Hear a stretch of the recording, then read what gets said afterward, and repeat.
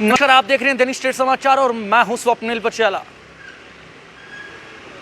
आपको बताते चले, लगातार कई लोग हमें कॉल्स करते थे। आखिरकार उधमपुर के भारतीय जनता युवा मोर्चा के डिस्ट्रिक्ट प्रेसिडेंट सुशांत गुप्ता को स्टूडियो में बुलाया जाए, स्टेट समाचार के माध्यम से उन्हें बुलाया जाए, आप खुद उनके पास जाओ, उनका इंटरव्यू करो। तो आज वो दिन आ गया है। सुशांत गुप्ता जी मेरे साथ मौजूद हैं, इनसे हम बात करेंगे। पहले तो सुशांत जी, पहले तो आपका स्टेट समाचार में स्वागत है। बहुत बहुत धन्यवाद स्वप्निल जी। सुशांत जी, क्या कहना चाहेंगे? आज हम कुछ मुद्दों पे बात करेंगे। पहला सवाल मेरा ये रहेगा, वेंटिलेटर्स को लेकर आपने काफ़ी बार अपने फेसबुक टाइमलाइन पे भी लाइव आए, उसमें भी बताया कि आपके द्वारा जो है उधमपुर में वेंटिलेटर्स आए हैं। उसके बारे में बताइए, पहले वेंटिलेटर आए कब, कितने आए, क्या है उसके बारे में? देखिए स्वप्निल जी, सबसे पहले तो पैंडमिक का समय है। मैं सबसे उधमपुर की जनता से ये आग्रह करना चाहता हूँ कि कोरोना एसओपीज़ को अच्छे से फॉलो करें, मास्क पहने, सैनिटाइज़र का उपयोग करें और डिस्ट्रिक्ट एडमिनिस्ट्रेशन उधमपुर और district administration Jammu Kashmir UT द्वारा जो भी एसओपीज़ कोरोना के लिए बनाई गई हैं उसको अच्छे से पालन करें। स्वप्निल जी, जिस तरह से आपका प्रश्न था वेंटिलेटर्स को लेकर, मैं आपको बताना चाहूँगा, पीएम केयर्स फंड के तहत मैंने, हमारे मित्रों ने, उधमपुर की प्रत्येक जनता ने, इवन कि पूरे देश की जनता ने पीएम केयर्स फंड के तहत एक फंडिंग करी। प्लस उसके साथ साथ पीएम केयर फंड्स का जो डिपार्टमेंट रहता है उसके लिहाजे में पूरे भारतवर्ष के अंदर, पूरे देश के अंदर, जम्मू कश्मीर के अंदर वेंटिलेटर्स को प्रोवाइड करवाया गया। उधमपुर के अंदर भी वेंटिलेटर्स आए, जिसमें से कुछ वर्किंग में है, कुछ अभी प्रॉपरली वर्किंग में नहीं है। आपने देखा होगा, गत 2-3 दिन पहले मेरी माननीय सांसद जी से भी वीडियो कॉन्फ्रेंस के माध्यम से बात हुई थी। हमारे पार्टी के सीनियर नेता, प्रदेश के उपाध्यक्ष माननीय पवन जी खजूरिया जी भी उसमें थे। हमारे डीडीसी काउंसिल मेंबर मजालता के अमित शर्मा जी भी उसमें थे और रामनगर के प्रमुख नेता राजेंद्र शर्मा जी भी उसमें थे। उन्होंने भी बात रखी, अमित जी ने वहाँ पे बड़ा स्पष्टता से बात रखी थी माननीय मंत्री जी के आगे कि वेंटिलेटर्स अवेलेबल हैं, कुछ वर्किंग में हैं, लेकिन कईयों के लिए स्टाफ ना होने के कारण वो वर्किंग में प्रॉपरली नहीं हो पा रहे हैं। इसके लिए प्रॉपर देखिए ना, इस वक्त वेंटिलेटर्स की काफ़ी ज़रूरत इस वक्त पेशेंट्स को है। जब वेंटिलेटर आ तो गए हैं, जब यूज़ नहीं करेंगे उसका फ़ायदा क्या है? बिल्कुल, देखिए ये राजनीति का समय नहीं है स्वप्निल जी। तो देखिए, मैं आपको, ये कोई राजनीतिक क्वेश्चंस नहीं है, राजनीतिक सवाल नहीं है, ये है जनता के सवाल। बिल्कुल, जो मैं आपसे सवाल कर रहा हूँ, जनता के सवाल है। जनता पूछती है ये क्वेश्चंस कि आखिरकार वेंटिलेटर्स हमारे उधमपुर में पड़े हैं, पर कहीं ना कहीं वेंटिलेटर बंद क्यों पड़े हैं? क्या वो उसको खाली सजाने के लिए यहाँ पर लाएंगे? मैं बड़ी प्रमुखता से, बड़े ध्यान से, बड़ी गंभीरता से उसका उत्तर दे रहा हूँ। ये पैंडमिक का समय है, राजनीति का समय नहीं है। क्या हुआ, क्यों हुआ, कब हुआ, कैसे हुआ, we will definitely go for audit, लेकिन इसमें ऑडिट का कोई सवाल ही नहीं है। उसका रीज़न ये है कि वेंटिलेटर्स आए 2014 की सरकारों के बाद आए, 2014 की सरकारों से पहले नहीं आए, पहली चीज़। दूसरी चीज़, वो डेफिनेटली हम इस पे बड़ा सीरियस नोट पे काम कर रहे हैं कि हमने 5-1 वेंटिलेटर चलाएं, हम और ज़्यादा चलाएं। मैं किसी की पीठ नहीं थपथपा रहा, मैं किसी का धन्यवाद नहीं कर रहा, मैं किसी को कोस नहीं रहा। मेरा स्पष्टता से ये रहा है और आपने देखा भी होगा, उधमपुर की जनता जानती है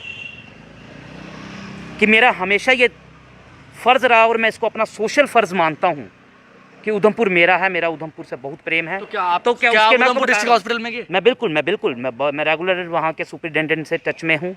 मैं रेगुलर वेंटिलेटर जो है अभी मौजूदा में चल रहे हैं? 5 वेंटिलेटर इज़ इन वर्किंग। तो क्या आपको लगता है जिस तरह से लगातार केसेस हमारे उधमपुर में बढ़ रहे हैं कि वो जो 5 वेंटिलेटर्स हैं वो लोगों को जरूरतमंद पड़ेंगे? बिल्कुल नहीं, मेरे को लगता है कि 5 वेंटिलेटर काफ़ी हैं। मैं आपको बड़ी स्पष्टता से बता दूं, 5 नहीं, यहाँ पे जितने वेंटिलेटर्स आए हैं उससे डबल चाहिए। और ये 2014 की बाद की सरकार ने सोचा है, तभी पहुँचे हैं। 2014 की पहले किसी भी सरकार ने, किसी विधायक ने, किसी पार्लियामेंट मेंबर पार्लियामेंट ने नहीं सोचा, किसी मंत्री ने नहीं सोचा और आए। आज 5 वर्किंग में है, मैं बता रहा हूँ आपको। सुनिए, भारतीय जनता पार्टी ने लाए हैं? मैं ये नहीं कह रहा हूँ, मैंने पहले ही बोला, मैं किसी का थैंक यू, किसी की पीठ ने बोला कि 2014 के बाद ही जो है उधमपुर में वेंटिलेटर्स पहुंचाए गए थे। अगर आपको लगता है कि उससे पहले आए तो आप बता दें। नहीं, उससे पहले नहीं आए। वही मैं सवाल कर रहा हूँ नहीं ना कि आप आए। मानते हैं फिर भारतीय जनता पार्टी ने जो है उधमपुर में देखिए वेंटिलेटर लगाए? डेफिनेटली 2014 के बाद भारतीय जनता पार्टी की सरकार थी, उससे पहले भारतीय जनता पार्टी की तो सरकार नहीं थी। वही मैं पूछ रहा हूँ ना अब कि मैं आपको आप मुद्दे मान पे रहे हैं ना आता कि भारतीय जनता पार्टी की नहीं जो अब मैं उधमपुर में आपको मुद्दे वेंटिलेटर पे दिए हैं। आता हूँ कि वेंटिलेटर के लिए जो ट्रेंड इंथोसिसियस डॉक्टर्स होते हैं उसको और ज़्यादा उधमपुर डिस्ट्रिक्ट हॉस्पिटल में होना, उसके लिए train nurses, train medical staff रहता है, उसका और होना। बड़े गंभीरता से माननीय सांसद जी ने बताया है कि उस पर गंभीरता से काम हो रहा है और बड़ी जल्द प्रयास भी कर रहे हैं कि जल्दी जल्दी हो जाए। पहले भी आप ही के द्वारा डॉक्टर्स को भी कहा गया था कि वेंटिलेटर जो है यूज़फुल हो। कई बार सांसद द्वारा भी जो है लगातार इस ओर पे जो है एक कदम उठाया गया था कि जो वेंटिलेटर्स हैं सारे यूज़ किए जाएं, पर उसके बावजूद भी अभी तक जो मैं है तो वही बता रहा सिर्फ हूँ। सजाकर रख जो है वहाँ पर नहीं, रखे गए ऐसा हैं। नहीं है, सजा के कहीं नहीं ये रखे देखिए गए ना हैं। 5 अगर वेंटिलेटर्स है, सजा 5 के- का तो कोई काम ही नहीं है। ये 5 पाँच का भी बहुत काम है मैं भाई ये साहब। देखो ना पाँच जितने का लगातार भी बहुत पॉजिटिव काम है, मैं 5 तो के कहता पॉजिटिव इतने हूँ। केसेस आ रहे हैं तो क्या वो बिल्कुल 5 बिल्कुल आ रहे हैं। आपको क्या? माननीय हमारी डीसी साहिबा ने भी इंटरव्यू दिया था, उन्होंने प्रेस वार्ता की थी, सॉरी, उन्होंने प्रेस वार्ता से बड़े स्पष्टता से ये बताया था कि हमारे पास यहाँ पे ऑक्सीजन की मात्रा बहुत राइट। अवेलेबल है, हमारे पास बेड्स अवेलेबल हैं, चाहे चनैनी की बात हो, चाहे उधमपुर की बात हो, और चाहे उसके अलावा भी जो कोविड वार्ड बनाना। चलिए मैं आपको एक बात और बताता हूँ, अगर किसी तरह की उधमपुर के अंदर कोविड वार्ड की फैसिलिटी अच्छे ढंग से मतलब कि और ज़्यादा ज़रूरत पड़ती है, इसके अलावा भी जो एडमिनिस्ट्रेशन कर रही है उसके अलावा भी ज़रूरत पड़ती है, भारतीय जनता युवा मोर्चा उधमपुर अपने स्तर पर एक कोविड वार्ड तैयार करेगा जिसके अंदर हमारे बेडिंग रहेगी, हमारा युवा मोर्चा के जो कार्यकर्ता हैं वो उसमें देख रेख का काम करेंगे इन कोलैबोरेशन विद एडमिनिस्ट्रेशन अगर ज़रूरत पड़ती है। मैं आपको बड़ी स्पष्टता से बता रहा हूँ। और इसके अलावा हम प्रयास कर रहे हैं कि जो कोविड वार्ड बनाएं, अगर हमें एडमिनिस्ट्रेशन बोलती है कि आपको निस्वार्थ भाव से लोगों को आगे आना चाहिए और ऐसा अगर जरूरत पड़ती है हम बनाएंगे और उसमें ऑक्सीजन का भी प्रबंध रखने का प्रयास करेंगे। सुशांत जी एक सवाल और करना चाहूँगा आप ही के द्वारा, आपने कहा था भारतीय जनता युवा मोर्चा के द्वारा जो है उधमपुर गोल मेले इलाके में जो रोड थी वो काफ़ी ख़राब थी जिससे काफ़ी दिक्कतों का सामना लोगों को करना पड़ता था, वहाँ पे ट्रक चलते थे उन्हें काफ़ी दिक्कतों का सामना करना पड़ता था। उसके बाद वहाँ जाकर आप ही के द्वारा वहाँ पर लुक का कार्य कराया गया, लुक डाली गई उस रोड पे, साफ़ सुथरा किया गया और आपने ही कहा था कि काफ़ी बढ़िया काम जो है हमारे यहाँ पर गोल मेले इलाके में हो रहा है। उसके कुछ ही महीनों के बाद, लगभग 1 से 2 महीने के बाद ही जो है वो रोड क्षतिग्रस्त हो गई, दोबारा लुक जो है वो उखड़ गई और वहाँ पर फिर वही परेशानी लोगों की जो है दोहराने लगी और लगातार परेशानियों का सामना लोगों को करना पड़ा। अब कहीं ना कहीं प्रशासन द्वारा, जिला आयुक्त द्वारा उस रोड को जो काम है वो करवाया जा रहा है। क्या कहना चाहेंगे इस चीज़ में, जिस तरह से आपने भी लोगों को कहा था कि काफ़ी अच्छा से काम जो है यहाँ चल रहा है, फिर आखिरकार वो लुक क्यों? देखिए आपने प्रश्न किया है, मैं उसका उत्तर बड़ी स्पष्टता से देना चाहूँगा और स्पष्टता से मुझे उम्मीद है मैं उत्तर दे भी पाऊँ। वहाँ पे हैवी लोड ट्रक्स का आना जाना रहता है, शुरू से रहता है, जब से 4 वे बना है वहाँ पे। जब वहाँ से ट्रक चढ़ता है तो वहाँ पे वो रोड क्षतिग्रस्त हो जाता है क्योंकि ट्रक का बहुत मात्रा में वजन रहता है जिस कारण वो रोड बैठने का हमेशा खतरा रहता है। और सबसे बड़ा रीज़न था वहाँ पे लुक डलवाने का कि ट्रक तो जा रहा है, आ रहा है, उसके बड़े हैवी टायर हैं, वो रोड ख़राब भी हो तो तब भी चढ़ जाता है, लेकिन जो छोटी गाड़ी और 2 पहिया वाहन जब वहाँ से गुजरते थे वो एक्सीडेंट का कारण बनता था। उसको लिए हमने केवल प्रयास किया था, युवा मोर्चा ने केवल प्रयास किया था कि हम उसको अच्छा कर सकें और हमारा प्रयास इस कारण सक्सेसफुल हुआ कि पीएमओ में मंत्री थे, हमारा उनसे आग्रह हुआ, उन्होंने ग्रिफ के under national highway authority, BRO तीनों से बात करके उस रोड का काम चालू करवाया। और आपको याद होगा कि लगभग 1 हफ्ता लगा था उसको होने में और मैंने मटेरियल वहाँ खुद जाके भी चेक किया था। तो देखना एक मैं बता ख़राब भी हो गई थी। मैं वही तो बता रहा हूँ आपको, मैंने मटेरियल वहाँ खुद जाके चेक किया था, बहुत अच्छा मटेरियल था, बहुत अच्छे से काम हुआ। उसके बाद जो आपने प्रश्न किया मैं उस पर आ रहा हूँ। उसके बाद हैवी लोड ट्रक्स, क्योंकि वो डाइवर्जन थी, जबकि वो डाइवर्जन अगर देखा जाए तो छोटी गाड़ी के लिए मानी जाती है, वो बड़ी गाड़ी के लिए नहीं मानी जाती। उसके बावजूद जब वहाँ से ट्रक जाना दोबारा से प्रारंभ हुआ उस रोड को परेशानी आई दोबारा से। तो उस दौरान जब पहले शुरू किया था यहाँ पे DC जनाब डॉक्टर पीयूष सिंगला थे और जब दूसरी बारी चालू किया तुरंत उसी समय मैडम इंदु कमल जी उधमपुर में आए थे और जब उन्होंने देखा कि पहले भी काम हुआ लेकिन फिर से रोड की कमी, क्योंकि फिर से वो क्षतिग्रस्त होना शुरू हो गया, वो बैठना शुरू हो गया, तो उन्होंने अपने इंजीनियर्स को बुला के ग्रिफ के उसको देखा कि उसमें क्या परेशानी आ रही है।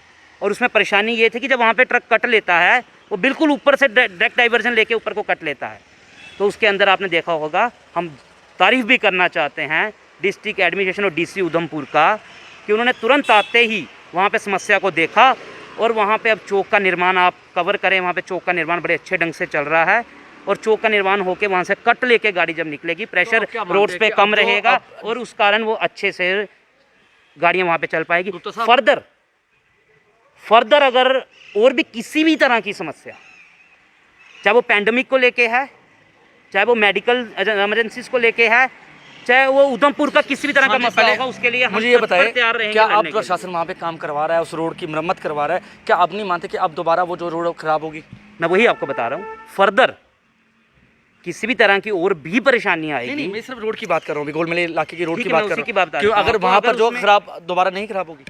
देखिए, अभी इंजीनियर्स की सलाह पर डिस्ट्रिक्ट एडमिनिस्ट्रेशन वहाँ पे काम कर रहा है, चौक बनाया जा रहा है, ट्रक कट लेके आएंगे। अगर उसमें सुनिए, आपका मैं उत्तर दे रहा हूँ ना, अगर उसमें कोई दिक्कत फर्दर भी आएगी, वी आर सिंसियरली, मैं भी, आप भी, उधमपुर का प्रत्येक नागरिक कोशिश करेगा कि उधमपुर में इस तरह की परेशानी आ ही नहीं। ठीक है, ये बात हो गई कि प्रशासन द्वारा जो है, इंजीनियर द्वारा जो है वहाँ पर रोड को अब ठीक किया जाएगा। क्या जब भारतीय जनता युवा मोर्चा ने जब वहाँ पर सरकार की मदद से, प्रशासन की मदद से वहाँ पर काम लगवाया, तो क्या उस वक्त नहीं सोचना चाहिए था कि तब जो है इंजीनियर की मदद ली जाए? क्योंकि काम करवाने के 1-2 महीने के बाद ही वो रोड ख़राब हो गया, सरकार का पैसा जो है वेस्ट हुआ इसमें। देखिए, मैं आपको उदाहरण देना चाहूँगा, अगर पहले ही इस तरह का अगर इंजीनियर की सलाह ली जाती, तो अगर जैसे आज अब काम वहाँ पर चल रहा है, अगर पहले ही वहाँ पर उस तरह का काम हो जाता, तो आज जो है लोगों को परेशानियों का सामना नहीं करना पड़ता। बिल्कुल सही है कि उधमपुर की परेशानियों को अपने लाभ उठाते आए हैं। हम आपका और आपके चैनल का बड़ा धन्यवाद करते हैं और हम उम्मीद रखते हैं अब आगे भी उठाएंगे। मैं आपको उदाहरण के रूप में बताना चाहूँगा, कोई भी रोड, कोई भी एरिया जब वहाँ पे हम डेवलप करते हैं, आज उधमपुर जब डेवलप हुआ था, होना शुरू हुआ था, उस समय उधमपुर के अंदर गाड़ी की संख्या कितनी थी, उस समय उधमपुर के अंदर पॉपुलेशन कितनी थी। समय बदलता है, पॉपुलेशंस बढ़ती हैं, गाड़ियों की संख्या बढ़ती है, उस कारण और नई ज़रूरतें आती हैं। जब जब नई नई ज़रूरतें आएंगी तब तब नया उसको आविष्कार मिलेगा और नई नई चीज़ें होंगी। उदाहरण के रूप में एक चीज़ बताता हूँ, जब यहाँ पे आपका बस स्टैंड यहाँ पे है, यहाँ से आपको याद होगा ये रामनगर रोड माना जाता था। जब यहाँ से रामनगर की बसें अंदर से निकलती थी, शहर बड़ा, दुकानें बड़ी, काम बड़ा, लोगों की पॉपुलेशन बढ़ी, उस रामनगर रोड के बजाय एमएच से गाड़ियाँ मुड़ना शुरू हुई। समय की मांग है कि और ज़्यादा उधमपुर डेवलप हो। इस पैंडमिक के हम सबको लड़ना है, पैंडमिक से जीतना है, उसके बाद और उधमपुर की डेवलपमेंट होनी है। उसके अंदर धार रोड के अंदर 4 लेन का प्रोजेक्ट लगना है। इस तरह के और कई प्रोजेक्ट्स आएंगे। जैसे जैसे पॉपुलेशन बढ़ेगी, जैसे जैसे हर चीज़ बढ़ेगी, वैसे वैसे प्रोजेक्ट भी बढ़ेंगे। एक अंत में सवाल करना चाहूँगा, रंधावा द्वारा जो भी माइनिंग को लेकर काफ़ी प्रेस वार्ताएं की गई, प्रोटेस्ट किए गए, क्या कहना चाहेंगे उसको लेकर? बड़ी स्पष्टता से बताना चाहूँगा, जम्मू कश्मीर यूटी एडमिनिस्ट्रेशन ने माइनिंग को बंद किया हुआ है। उसके बावजूद जो इलीगल तरीके से माइनिंग चल रही है, भारतीय जनता पार्टी उसका कड़ा विरोध करती है। और भारतीय जनता पार्टी ने माननीय गवर्नर जी से, हमारे शीर्ष नेतृत्व ने की बात भी की है, इलीगल माइनिंग को अगर ऐसा कुछ हो रहा है उसको रोकना चाहिए। उसके तहत अब उनका कोई पर्सनल एसोसिएशंस का कोई मसला हो तो मैं उसमें बड़ा जानकारी भी नहीं रखता और बोलना भी सही नहीं समझता।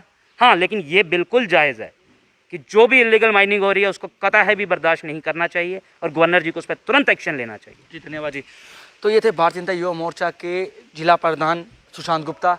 और आपको बताते चले, काफ़ी लोगों की एक चाहते थे कि जो सुशांत गुप्ता स्टेट समाचार में आए और खुलकर बात करें हमसे कि आखिरकार जिस तरह की लोगों की शिकायतें थी, जो लोगों के सवाल थे कि वेंटिलेटर्स जो है उधमपुर में आ तो चुके हैं पर उन्हें जो है यूज़ नहीं किया जा रहा, क्या वो सिर्फ सजाने के लिए उधमपुर में लाए गए हैं?